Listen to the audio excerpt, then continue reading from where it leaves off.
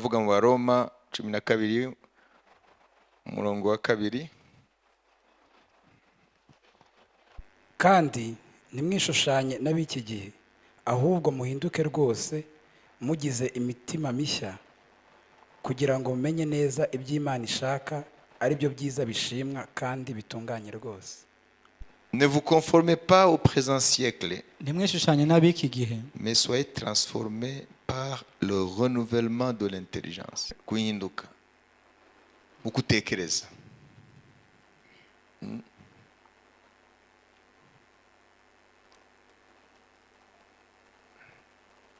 State of mind. uko utekereza, Ukuntu mind yawe isetinze. Aho niho hari ikibazo rero. Abana Paul aravuga ngo ntidushobora gukorera Imana kuko ku murongo wa mbere avuga ngo je vous exhorte donc frères par les compassions de Dieu à offrir vos corps comme un sacrifice vivant, saint, agréable à Dieu, ce qui sera de votre part un culte raisonnable. Culte ni kuvuga ngo ni uburyo bwose bwo gukorera Imana, bwo gusenga Imana. Ntabwo dushobora kubigeraho ngo tudahindutse bashya mu bitekerezo byacu. Basubire mu murongo. Nuko bene data, ndabinginga kubw'imbabazi z'Imana ngo mutange imibiri yanyu ibe ibitambo bizima, byera, bishimwa n'Imana, ariko kuyikorera kwanyu gukwiriye. Amen. Bivuga ngo ntabwo rero twayikorera biriya biri ku murongo wa 2 bitabaye. Niki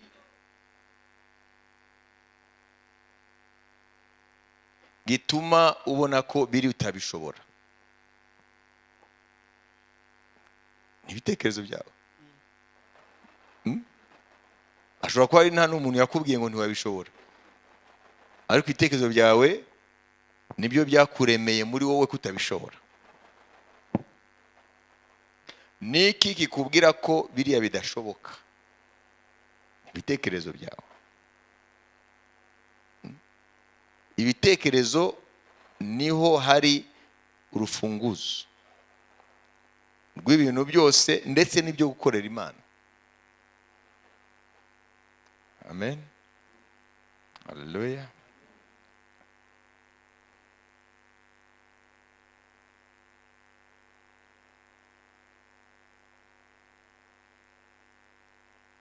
Einstein mu buzima bwe yavuze ko yarogerese ikintu kimwe, yicujije ikintu kimwe. Yarakoze imibare, hanyuma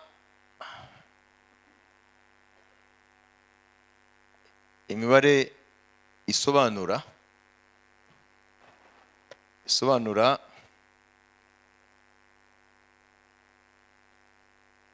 impamvu isanzure iri stable, bataramenya ko isanzure riguma rikweduka. Ibyo bita dilatation de l'univers.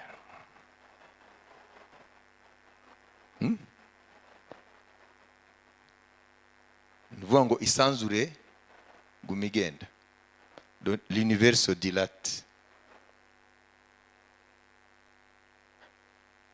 Ariko mu bipimo byabo bakoreshaga icyo amatelescope, ibyuma bareberamo kure, bakareba amanyenyeri, bakareba imibumbe igizwe n'amanyenyeri menshi yitwa za galaxy.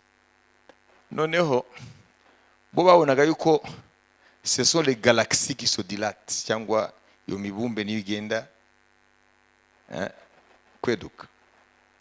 Akora imibare rero, hanyuma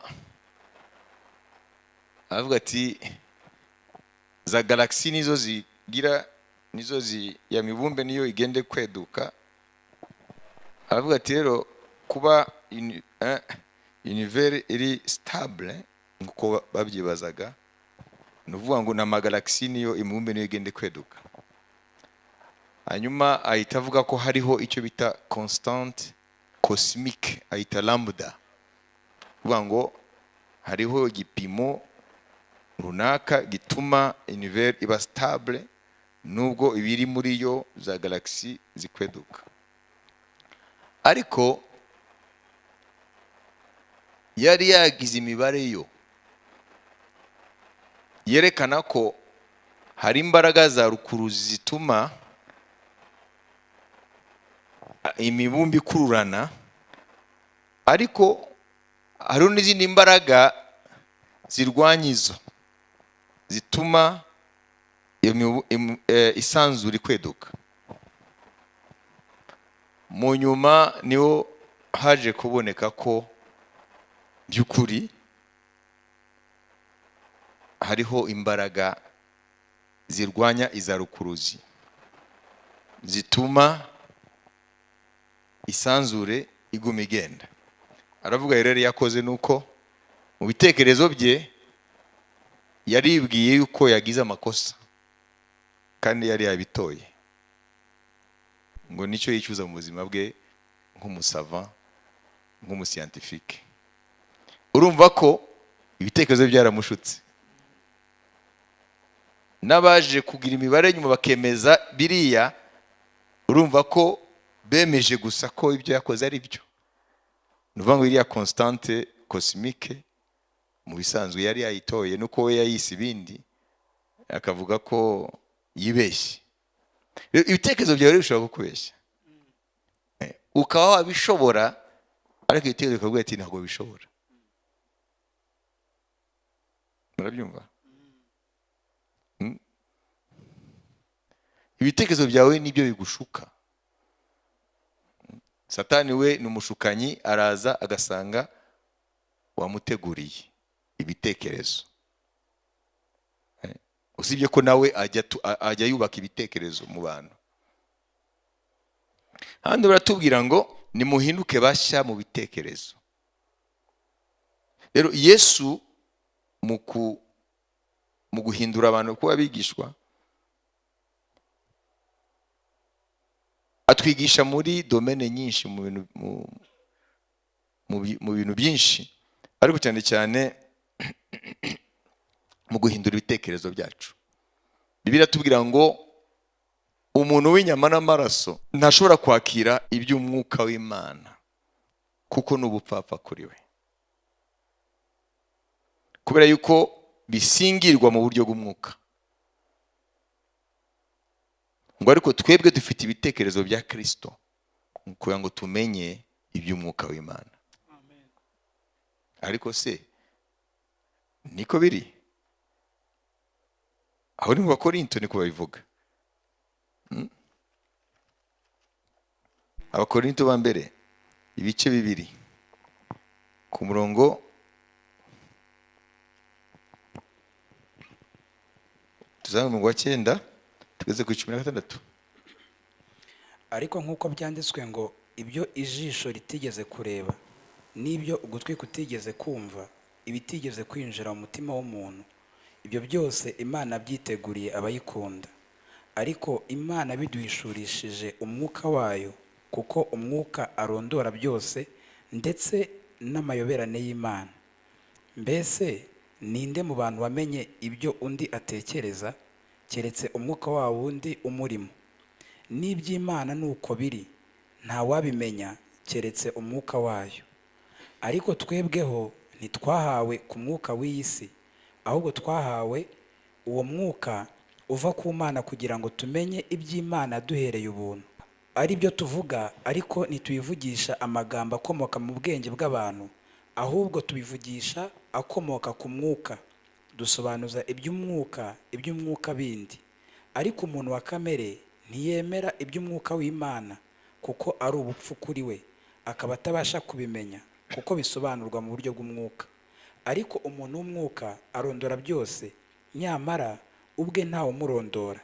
Mbese ninde wigeze kumenya icyo Uwiteka atekereza ngo amwigishe? Nyamara twebwe dufite gutekereza kwa Kristo. Amen. La Bible pose des a priori.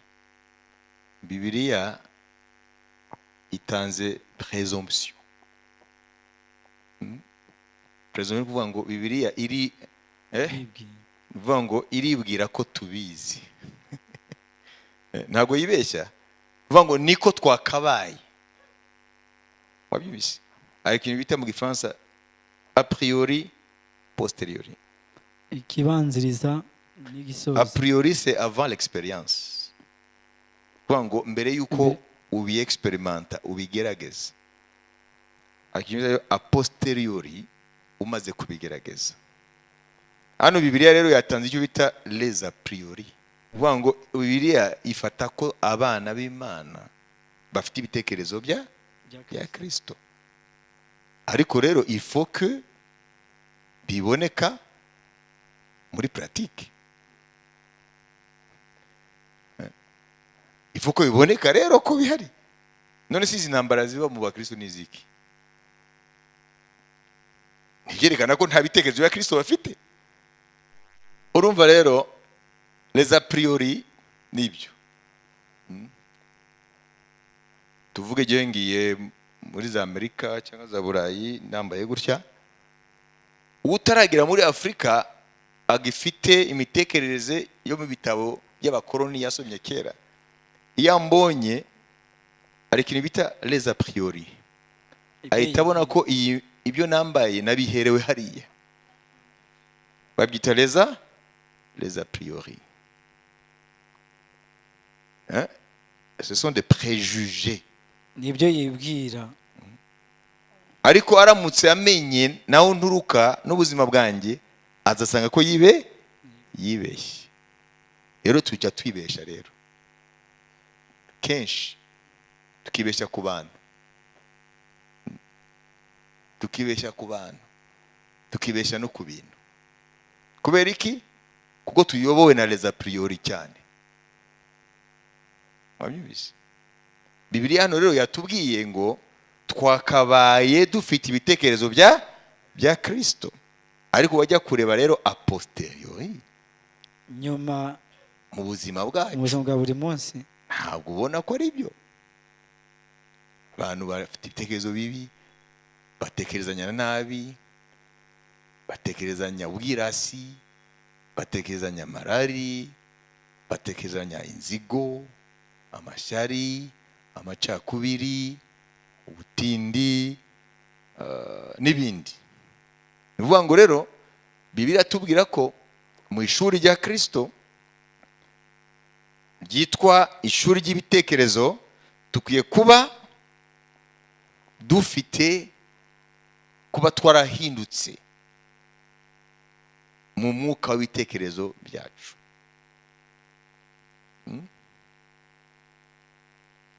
Tugatekereza nk'uko Kristo atekereza. Aho niho dushobora kubona ubuzima bwacu buhinduka. Ariko ubuzima ntabwo buhinduka. Ugasanga abantu bakomeje kuba ku rwego gusa rw'idini gusa.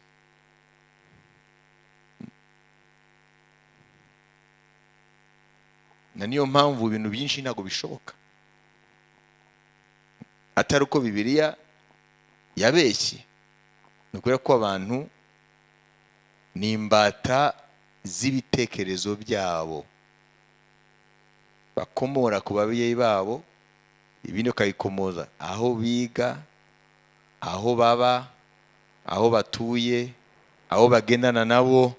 Muri make ton environnement iragufatika kuboha. None ubu ni grave rero cyane, kuko l'environnement n'est plus là où nous vivons. ibikuzengurutse ntibikiri aho utuye. Mais l'environnement devient le monde entier à cause d'internet. ibikuzengurutse byabaye isi yose kubera internet. Donc on dit que le monde est devenu un village planétaire. Bivugwa yuko isi yabaye nk'umudugudu. Voilà. Kuvuga ngo rero dufite byinshi bituboha tukaba mu bintu bitari byo. Nyumba muzabona urubyiruko rwacu muri Afrika barota gusa ngo bajye Burayi, bakajya gupfira mu nyanja Mediterane, abandi bakabahindura kuba abacakara muri Libya. Kubera iki? Ninde wabwiye se ko hariya niho hari paradiso? Eldorado. Nibyo babona muri televiziyo, babona mu mamedia, banashukwa n'abandi. N'abariyo ntibavuga ukuri. n'igihe baje kubasura baraza bababwira birarira, ntunamenye wowe arara he, hariya arya iki, hariya hari igihe aburara akora iki, hariya turiya tudolari turiya tuyero yaje kubakangisha atuvana he, wakubwira aho atuvana, ntabwo byoroshye. noneho abajene bakaba bafite isi yindi mu mitwe yabo itari isi y'ukuri. donc bafite iki, les a priori, ibyo bibwira, ariko ntabwo ari byo. iyo bagezeyo rero batangira kuba dans le a posteriori, batangira kuba rero muri experience, ubuzima bugatangira rero kubereka yuko ibyo bibazaga ntabwo ari byo, ibyo bibaza ntabwo ari byo. hagati y'ibyo wibaza n'ukuri hari urugendo. Bibiliya rero nayo hari ibyo itubwira, ariko twareba mu buzima bwacu tugasanga wagira ngo ni inzozi, wagira ngo si byo. wareba Bibiliya kuvuga ukareba nawe ubuzima urimo n'ibintu uko bimeze ukagira ngo ntabwo ari byo, ariko nibyo, nibyo, nibyo.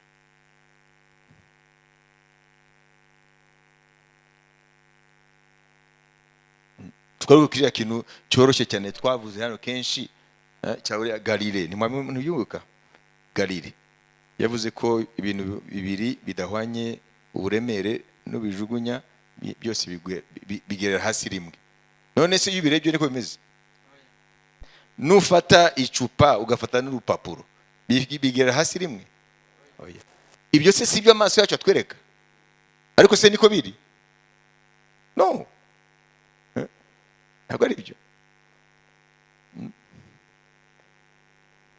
iyo ugiye mu kindi gice cy'isanzure aho nta mwuka hari, nta atmosfere, ukajugunya inyundo ukajugunya na karavate yawe, byose bigira gute? biba biri hamwe. wabyumvise?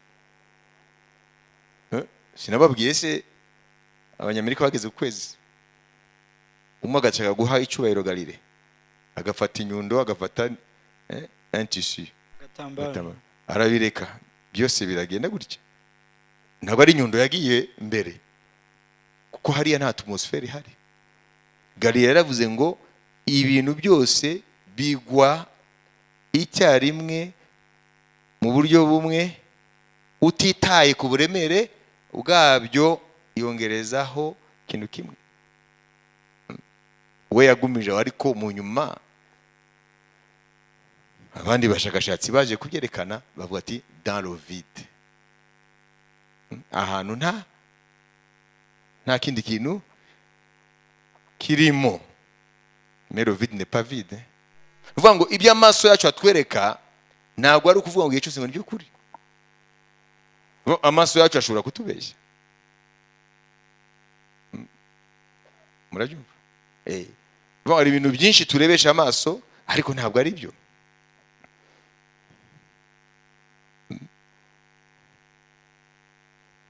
uko niko rero bimeze. kugira ngo dushobore inzira ya Kristo dukwiye kwigira kuri bariya bascientifique, bariya bashakashatsi, kugira ngo batugeze aho isi igeze mu byiza. ndavuga ibyiza, ndavuga ibyo bagiye bavumbura byiza. tukaba dufite amatelefone, biki, amashanyarazi n'ibindi. kugira ngo tugere aho twageze, bashoboye gukoresha inzira imwe. iyo niyo yatumye bamenya icyo ibyaremwe bihatse batazi. ntabwo bari bazi imbere yuko hariho des lois, hariho amategeko Imana yashizeho mu byaremwe. ayo mategeko igihe tutarayamenya ntabwo twamenya ukuri. hanyuma biga rero ko byose ni imibare. donc les théories mathématiques. Noneho ibyaremwe bakabiha ururimi rwabo, ururimi, noneho bakabivugisha ibyo tutazi. Ese murabyumva ibyo? Amen. Amen. Haleluya. Nibyo bita postuler. Les savants postulent. Kupostuler ni kuvuga ngo, nibyo bita l'expérience de la pensée. Ni kuvuga ngo baravuga bati tuvuge uriya Galilée niko yakoze, irapostuler. Ni kuvuga ngo yaravuze ati okay, byo ibintu tutitaye ku buremere bwabyo. Ukuri nuko bose n'abamubanjirije bavuga bati ikiremereye kigwa mbere y'ikitaremereye. Hanyuma bavuga ati noneho twibaze ko byose bigwira rimwe, nuko tutazi impamvu amaso yacu atwereka ko ikiremereye kigwa mbere igitaremereye. Nibyo bita postuler. Amen. Murabyumva? Muraza kumva aho turabizana. Bariya bagabo bashoboye kugeza isi mu iterambere rikomeye mu kuvumbura ibintu mu by'Imana yaremye. Bo bakoresheje inzira ivuga postuler. Bivuga ngo ni gymnastique de la pensée.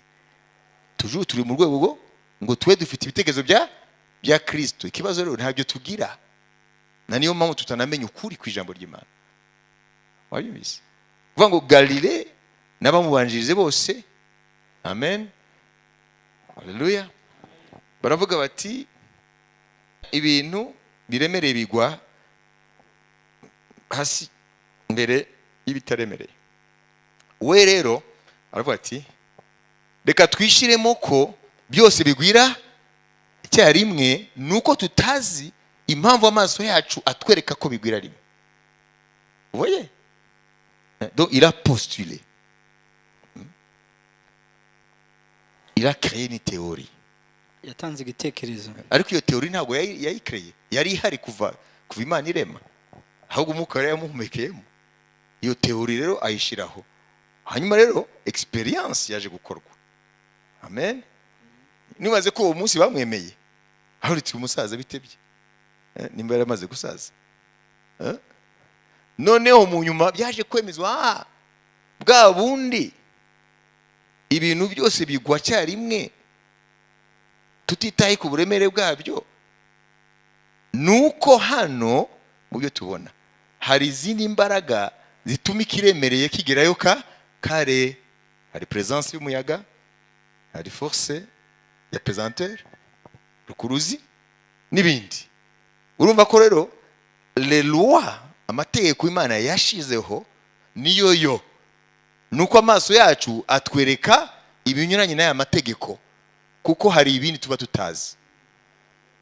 Umubumbe wacu w'isi muzi kuzenguruka ku zuba, cyo kimwe n'indi mibumbe izenguruka ku zuba.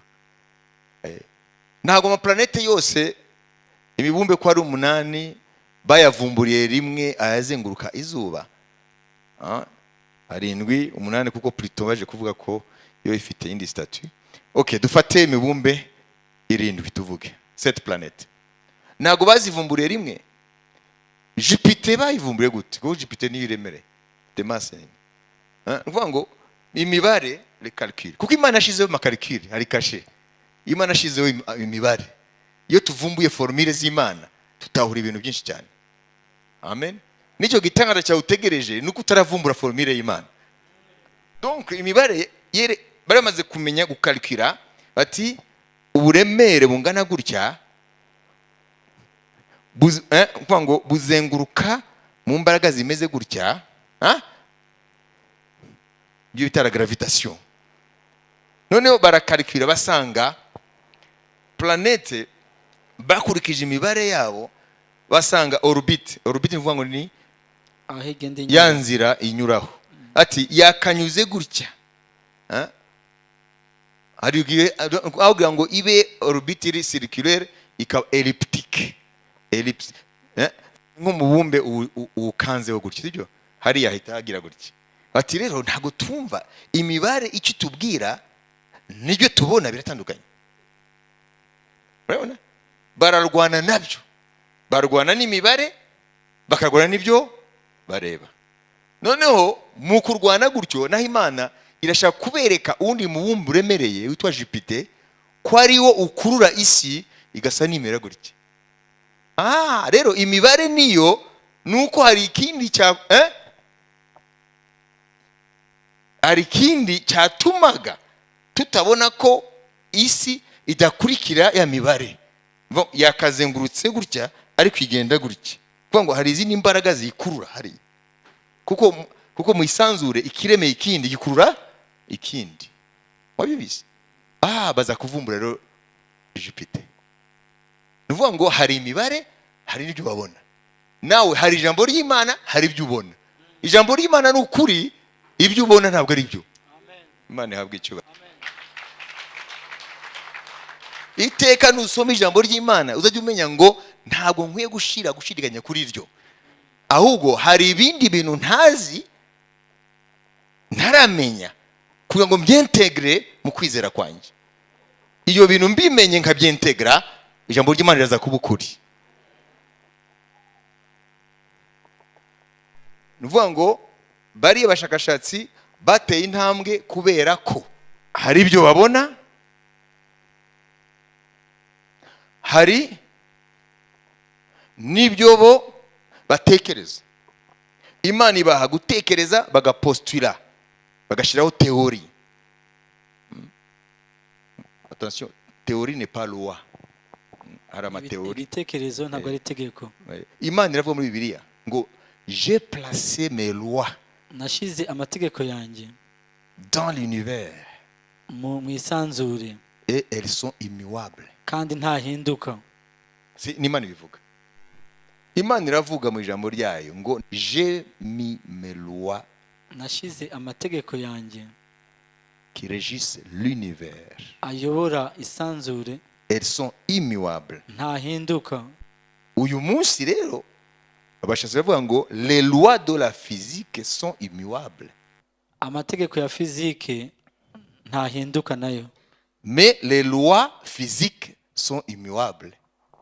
ariko amategeko ayobora ibintu yarahinduka. Écoutez bien, il y a les lois de la physique et les lois physiques. Les lois de la physique ni kuvuga ngo tufate urugero, atome kariya kantu gato cyane kagize ibyaremwe natwe turabifite, umubiri wacu urabona ko ungana ariko ugizwe n'uturemangingo duto twitwa atome. Niki cyuma niko bimeze nibi centimètre cube ya matière. Centimètre ni mubibona si gato. Centimètre cube irimo amamiliyari n'amamiliyari ya atome, miliyari na miliyari na miliyari. Okay, kariya gato kagizwe ni gafite umutima urimo icyo yitwa proton na neutron, noneho kakazengurukwaho n'ibitwa ama-electron. Reba rero ukuntu bimeze. Atome iyo ari yo yose aho iri hose, haba ku mubiri wawe, haba kuri cya kiyiko cyawe, haba ku mubumbe wa kure, sibyo? Amagalaxy ari mu miliyari na miliyari na miliyari y'ibirometero, electron ni zimwe. Cyo ni cyambere. Zifite uburemere bumwe, zifite umuvuduko umwe. Ariko cyo nshaka kubabwira ntabwo ari icyo, nuko ukuntu ziteye ariya ku mutima wa atome hariho proton na neutron, za electron ziri hano rero zikagenda zifite icyo cyita makushe. Ntabwo ukuri uvuye ku mutima wa atome ukagenda ku ma electron, afite itegeko Imana yahaye icyo bita amakushe d'energie.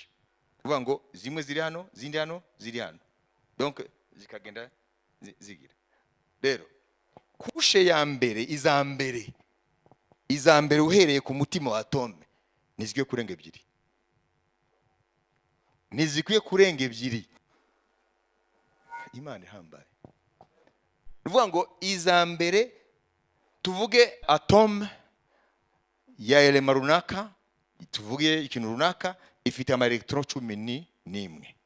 11. Okay, dore ko bimeze. Umutima wayo urimo neutron na proton. Okay? Ntabwo tujya gutindaho. Noneho kushe ya mbere irimo atome ebyiri, nako electron ebyiri. Asigaye zingahe? 9. Iya kabiri, kushe ya kabiri ntikwiye kuba munsi y'umunani cyangwa irenga 8. Iyo ari nyinshi ikwiye kuba ifite 8. Aho iri hose, hano mu mubiri wawe cyangwa ku kwezi cyangwa handi, hasigaye zingahe? 1. None ya gatatu kagira 1. Niba ari 17, kushe ya mbere ni 2, kushe ya kabiri 8, zibaye 10. Hasigaye zingahe? Hasigaye 7. Kushe ya gatatu harimo 7. Hydrogene ifite 1, electron 1. Nuvuga ngo nimba ari nyinshi, kushe ya mbere nikwiye kurenga 2, ya kabiri nikwiye kurenga 8, ainsi de suite. Iyo ni loi Imana yashizeho. Okay? Nimba Imana yarabigize gutyo, na mategeko adakuka. Ikindi nacyo, iyo ifite umubare utuzuye igenda gushakisha indi ngo yuzuze. Ariko ifite 2 ntabwo ijya gushaka indi. Ndavuga element ifite 2 ijya gushaka indi. Ifite 8 handi kuri couche externe nijya gushaka indi. Bavuga ko iyo electron yihagije ngo iri stable. Ninde wayihaye ubwenge bwo kumva kwituzuye. Ibyo rero bya electron nibyo twita les lois de la physique. Ayo ntabwo akuka. Ariko les lois physiques zirakuka kuko la physique évolue. Bivuga ngo physique igenda, amategeko agenda yiyubaka. Ariho ay'Imana adakuka, niyo bita les lois de la physique. Ariho ayakuka agenda ahindagurika cyangwa ahinduka, niyo bita les lois physiques. Kuko bashobora kuvumbura ubu, ejo bakavumbura ibyunganira biriya. Difference mwayumvise? Amen. Uvuga ngo ntabwo ari ay'Imana adakuka, nayo abantu bashizeho ntakuka. Ariko ay'Imana ntabwo akuka, ntazigera nakuka. Uwo yashizeho niwe ashobora kuyakuraho. Donc ni Imana. Ijambo ryayo rero naryo ntirikuka.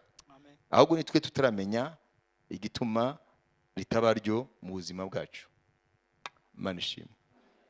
Amategeko Imana yashizeho agenga ibintu ntabwo ahinduka. Ariko amategeko abantu bavumbura mu by'Imana yaremye ashobora guhinduka kuko agenda yunganirwa cyangwa anyomozwa nibyo bagenda bavumbura byo by'ukuri. Imana ishimwe. Ariko adashobora guhinduka na rimwe. Amen. La gravitation, rukuruzi ntishobora guhinduka. Electromagnétisme ntishobora guhinduka. Les forces nucléaires zikora muri atome yitwa force nucléaire forte et faible ntishobora guhinduka. Ari amategeko adahinduka Imana yashizeho. Ayo ntabwo ashobora. Twe icyo dukora gusa tuyagenderaho kugira ngo twamerere ubuzima bwacu. Ariko ntabwo dushobora kujya kuyahindura. Kuko ntabwo tuzi aho yacuriwe. Nitwamenya rero uko tuyahindura. Wowe wari uhari Imana yacuraga. Urahindura gute se? Ntushobora. Ahubwo urayagenderaho kugira ngo wamerere ubuzima bwawe. None tugaruke ku ijambo ry'Imana. Ijambo ry'Imana ni ukuri.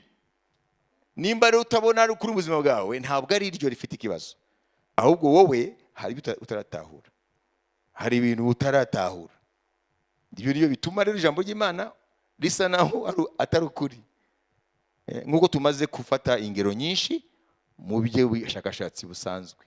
Twakavuze byinshi byabafasha ariko umwanya nawo dufite. Ariko nashaka kubabwira ngo ishuri rya Kristo ryo kubaka ibitekerezo bye muri twe turacyari kure. Kuko ibitekerezo bya Kristo ntabwo biraba ari byo biyobora ubuzima bwacu. Wajubise? Subiramo hariya twasubira mu Korinto hariya n'ahantu h'ingenzi cyane. Turajya ku musozo.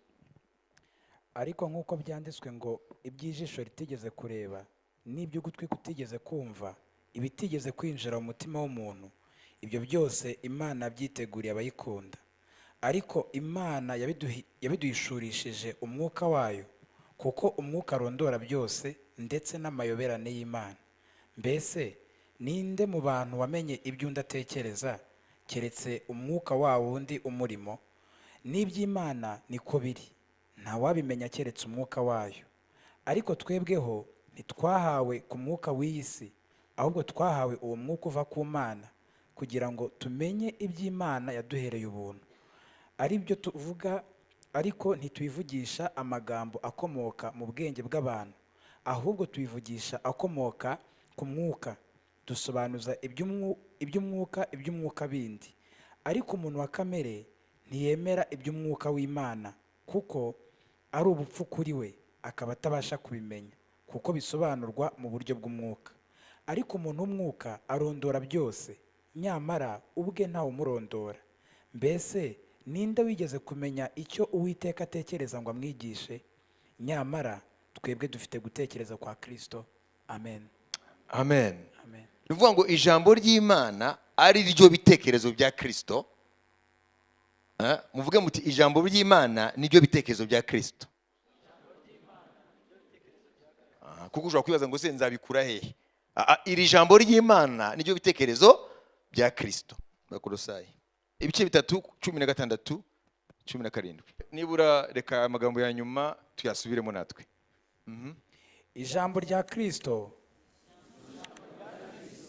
ribe muri mwe rigwiriye, rifite ubwenge bwose, mwigishanye, muhugurane muri zaburi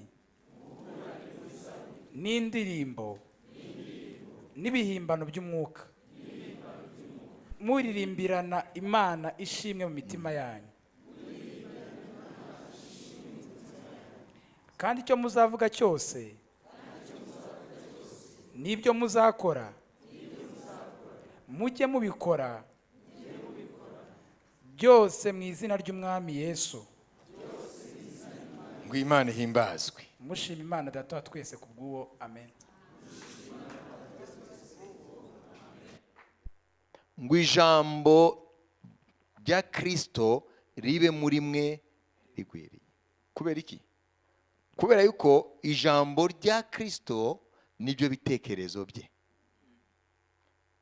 Igihe cyose dukura muri ryo rikagenda risimbura ibitekerezo byacu, uko niko tugenda tubona ukuri kw'ijambo rye. Mwayumvise?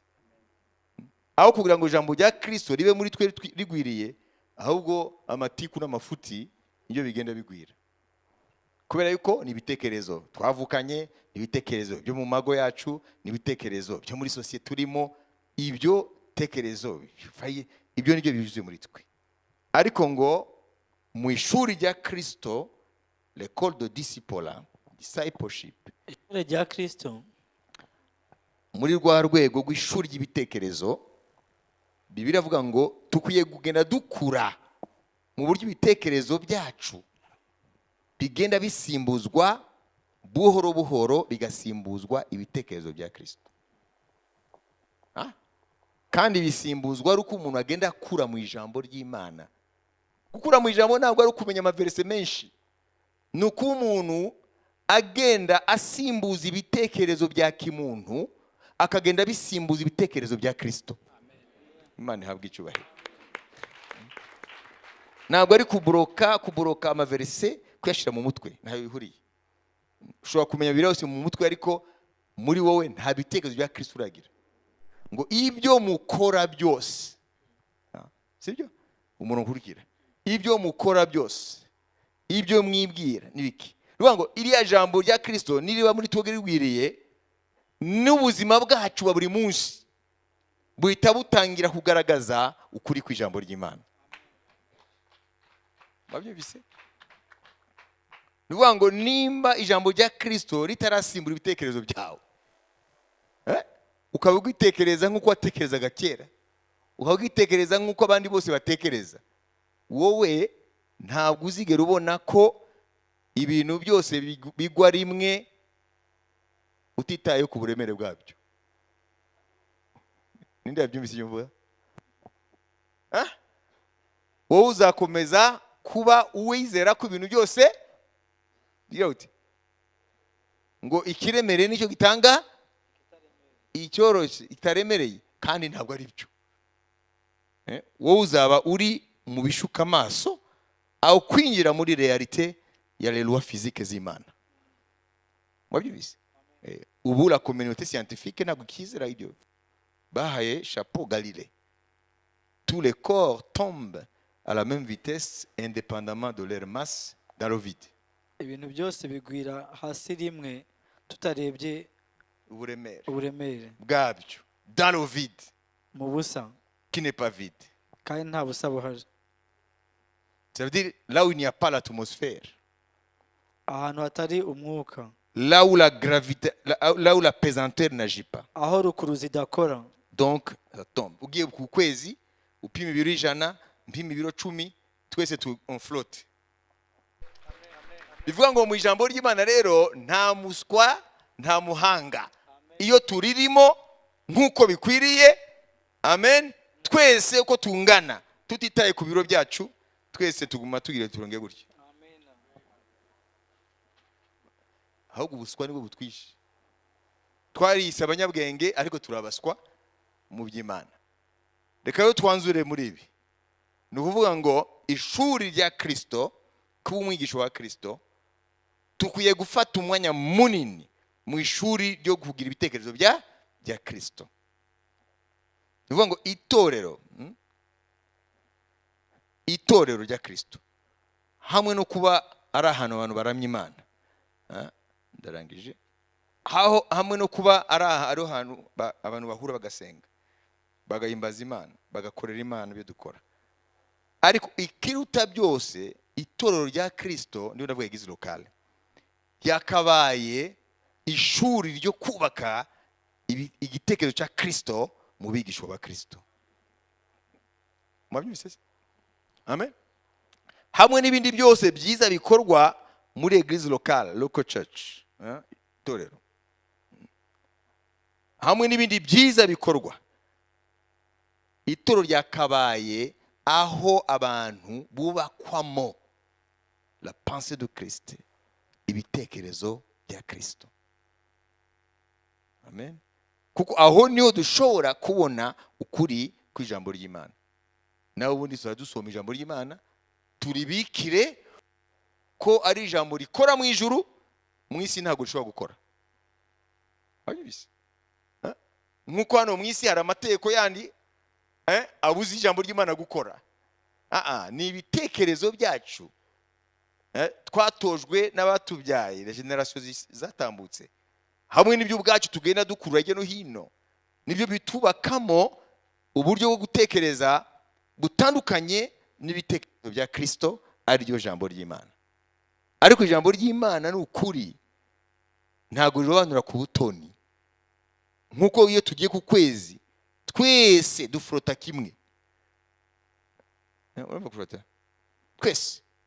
Ngango benshi bamaze kubona nko kuri za televiziyo bari abagabo bajya ku kwezi, bahetse ibintu hariya byo guhumekamo umwuka, ariko bakaguma badakora amaguru hasi, kubera yuko hari izindi ya realite ya Galilée hariya niho bayibonera. Tout corps tombe à la même vitesse indépendamment de leur masse dans le vide. Hari ukwezi nta mwuka uhari, nta atmosphère. Rero nta kuvuga ngo kimwe kiraremereye kuje ikindi, mwese nicyo kimwe, muri balance gusa. N'Imana itwereka ati mumenye ko muracyari bato, mukwiye kuca bugufi nk'abigisha kugira ngo mumenye ukuntu bagendera mu mategeko yanjye. Amen. Ikintu kimwe ukwiye gufata ingamba nuko utangira kumenya ko ijambo ry'Imana urya wumva ujya usoma ni ukuri, ariko nuko hari kiribuza gukora mu buzima bwawe. Mwabyumvise? Ijambo ry'Imana ni ukuri, ariko hari kiribuza gukora mu buzima bwawe. Twatanze ingero z'ibintu bifatika bya siyanse, ariko barakubwira ko nawe hari amategeko y'Imana agenga ijambo ryayo utaramenya, bigatuma rero utabona ko ijambo ry'Imana ari ukuri. kubera yuko ibitekerezo bya Kristo bitandukanye cyane n'ibitekerezo byacu. Yesaya 55 umurongo wa 6 tugere ku murongo wa 10. nimushake uwiteka bigishoboka ko abonwa, nimumwambaze akiri bugufi. Umunyabyaha nareka ingeso ze, ukiranirwa areka ibyo yibwira agarukire uwiteka, nawe aramugirira ibambe. Agarukire Imana yacu, kuko izamubabarira rwose pe. Erega ibyo nibwira si byo mwibwira, kandi inzira zanyu si zimwe n'izanjye, niko Uwiteka avuga. Ibyo nibwira si byo mwibwira. Donc la pensée.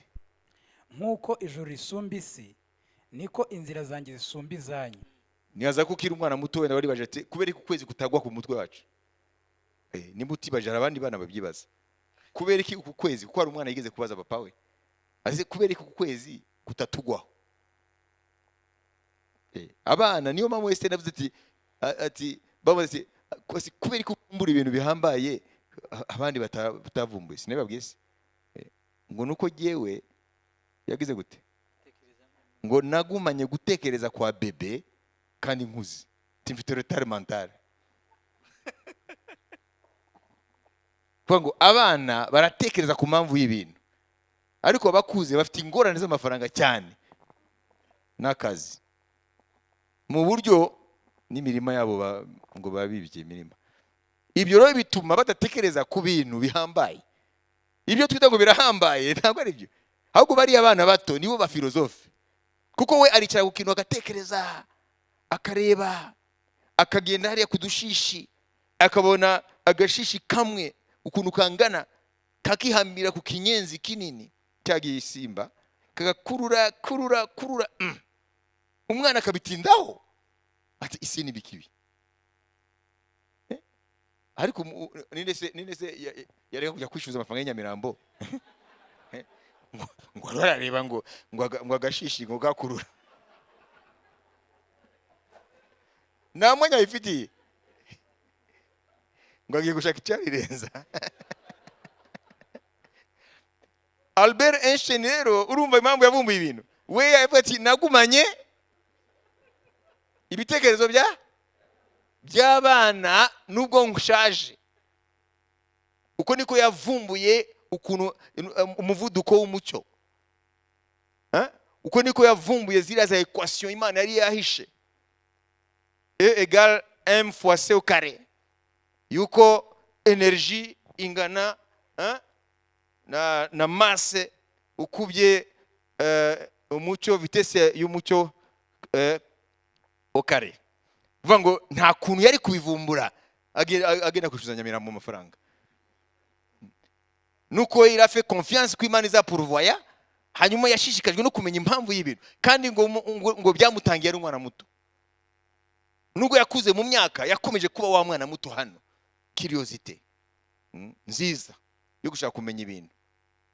Yabona umucyo uraje akaze umucyo niki? Urimo ibiki? Ugenda gute? Niyo yaje no kuvumbura aravuga ibyo bita principe d'équivalence. Aravuga ati icyo waba urimo cyose, waba mu bwato, waba mu ndege, waba ugira gute, hari ibintu bidahinduka. Ati vitesse y'umucyo ni constante. Waba uri mu ndege ugenda, waba uri hehe, ntago bihindura. Ni kuri yuta le référentiel. Waba uri mu zose vitesse iri ni constante. Yari kubimenya gute se? Iriya equation yayimenye gute? Bavuga ngo yabivumbuye nkurota kumanywa. Kuvuga ngo biriya yavuze nibyo.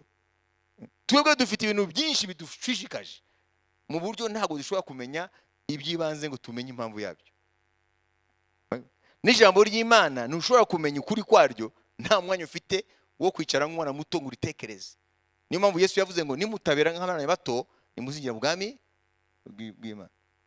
Ntago muzinjira mu bwami bw'ijuru mutabaye nk'abana bato. Ibyo ni ntabwo ari Einstein, ntabwo ari Albert Einstein, ni ijambo ry'Imana. Numva rije guhamiriza ukuri yakuri. None hano Imana iravuga ngo ibitekerezo byanjye biri hejuru cyane y'ibyanyu, n'inzira zanjye hejuru y'izanyu, ngo nkuko ijuru yitaruye isi. Umva ari umwana abajije se gute ngo ukwezi kuki kutatugwa hejuru? murayumva? Hanyuma isi rero aributse umwana ndamusobanura gute, ariko isi yari mu intellectuel, ariko pana babandi ba intellectuel uko gatandatu. Aravuga ati ngo nukubera ko ukwezi buriya nako kuguma ukubona ko kiriyama, ariko kuguma kwiruka gusiga isi, kwiruka ngo kuguma kwiruka. Umwana ahita amuza ikindi kibazo ngo kuguma kwiruka neze kubera iki isi itakwirukaho ngo igufate igushikire. Urumva kuvuga ngo cerveau y'abana iguma ikora. Nibyo nibwira bisumba ibyo mwibwira. Nk'uko imvura na shelegi bimanuka bivuye mu ijuru ntibisubireyo, ahubwo bigatosa ubutaka bikameza imbuto, bugatoshya n'ingundu, bugaha umubibyi imbuto, n'ushaka kurya bukamuha umutsima, niko ijambo ryanjye riva mu kanwa kanjye rizamera. Ngo niko n'ijambo ryanjye rimera, ntabwo riva mu kanwa kanjye ngo ringarukeho ridakoze icyo naritumye. Soma. Ntirizagaruka ubusa, ahubwo rizasohoza ibyo nshaka, rizashobora gukora icyo naritumye. Amen. Amen. Reka turangirizaho. Wabyumvise? Genda utekereze kuri ibi. Imana ubwayo iravuga ngo ijambo ryayo je nafashe ingero za siyanse, n'Imana yatanze ingero z'abantu bashobora kumenya.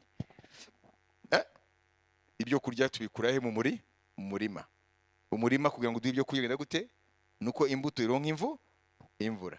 Aravuga ngo nkuko imvura iza ikagwa mu murima, iyo yavuze murazi ko snow induka amazi, sibyo? Hanyuma ikameza, ari mu Rwanda bavuze iki ari nkuko shelegi, c'est ça, c'est la nuée en fait. Shelegi ni sorte, ni nka neige, ni nka urubura. Siko ruva mu imvura se. Noneho ikameza imirima, igaha umubibyi imbuto n'umuntu ikamuha ibyo kurya. Ngo n'ijambo ryanjye ngo iyo rije nararitumye ngo ntirishobora kugaruka imbokoboko, ntirishobora kugaruka ridakoze icyo naritumye gukora. Kandi Imana irasinya yuko ijambo ryayo ritarineshwa. Ariko nimba ubuzima bwacu buhamanya n'ijambo ry'Imana, bukaba budahuye n'ijambo ry'Imana, ntidushakize ikibazo ku ruhande rw'ijambo, ahubwo ibitagenda tubishakishe muri twe. Na niho yatangiye kuvuga ngo umunyabyaha areke inzira ze. Okay? Ukiranirwa areke ibyo yibwira, agaruke ku Mana, naye yamugirira imbabazi. None Imana iraza kugera hariya aho ivuga ijambo ryayo. Uvuga ngo rero ibitekerezo bya Kristo nibitubamo bigasimbura ibyacu, byanga bikunda imikorere yacu izahinduka. Amen. Ukuri ku ijambo ry'Imana abantu bazakusoma mu mirimo yacu, mu buzima bwacu. Ijambo ry'Imana ubwaryo niryo rizaba ubuhamya kuko Imana idutuyemo. Nawe ibitekerezo byacu nibidahinduka bishya, ngo umwuka wa Kristo abihindure bishya, tugendere mu mwuka w'Imana, mu bitekerezo by'Imana bya Kristo, ubuzima bwacu bwa Kristo buzaba poor, buzaba pauvre, maskini, buzaba butindi, buzaba ubukene. Tuzagira Bibiliya hano mu kuboko, ariko ubuzima bwacu ntabwo bunahamanya n'ibiri muri Bibiliya, kuko ntabwo twatahuye l'école de disciple au niveau de l'école de la pensée. Ntabwo twamenye ishuri y'abigishwa byo kubaka ibitekerezo bya Kristo. Ninde yabyumvise? Kristo se aza guteramo ibitekerezo bya uriruka?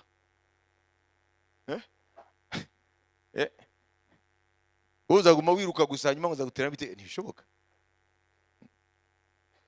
Nubwo waba ufite akazi karuhije gute, ukwiye kureba akanya uko gakangana kose, ukajya imbere y'Imana n'ijambo ryayo, ugasenga Imana, ugatekereza ku ijambo ryayo. Uko niko Umwuka Wera arirema muri wowe, none rikagenda risimbura ibitekerezo byacu bidutandukanya n'Imana. Amen. Il n'y a pas de croissance spirituelle sans l'école de pensée de Christ.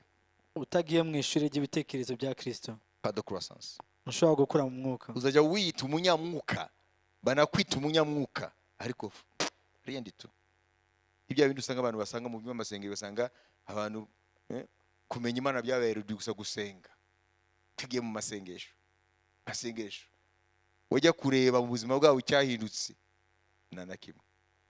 Niyo mpamvu rero ijambo ry'Imana niturifate mu mwanya waryo, niryo rikwiye gusimbura ibitekerezo byacu ku munsi. Amen.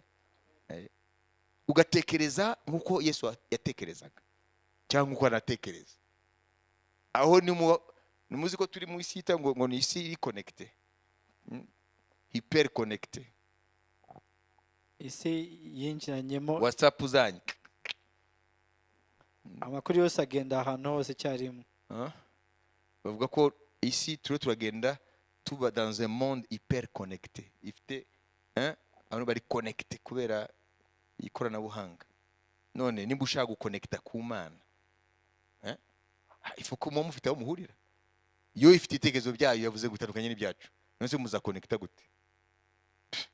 Il y a pas de connexion.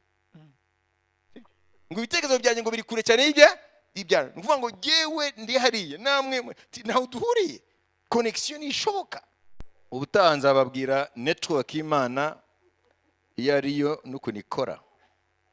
Amen. Wabyumvise? Hanyuma uzajya mu gutandukanya ibintu. Data, turagushima kubw'ijambo ryawe. Bibiliya tubwira ngo nitugire ibitekerezo bya Kristo, kandi ngo ijambo ry'Imana ribe muri twe, ijambo rya Kristo ribe muri twe rigwiriye, ngo rifite ubwenge bwose bwo kwigisha. Mwami, turifuza kuba abigishwa bawe by'ukuri, kuko nta kindi waje gukora.